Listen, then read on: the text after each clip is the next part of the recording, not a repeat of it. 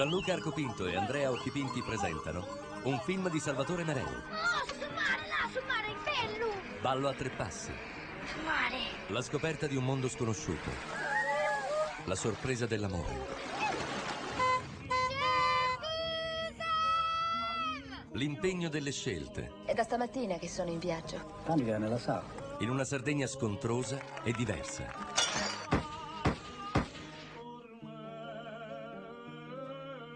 Dai, spara, non pensa a nulla. Non ce la faccio. Dai, giù si spara!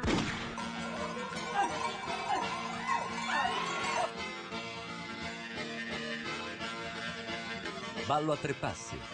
Una terra raccontata con rigore e poesia.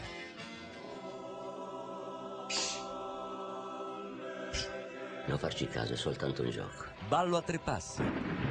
È l'unico film italiano alla Settimana Internazionale della Critica del 60° Festival di Venezia.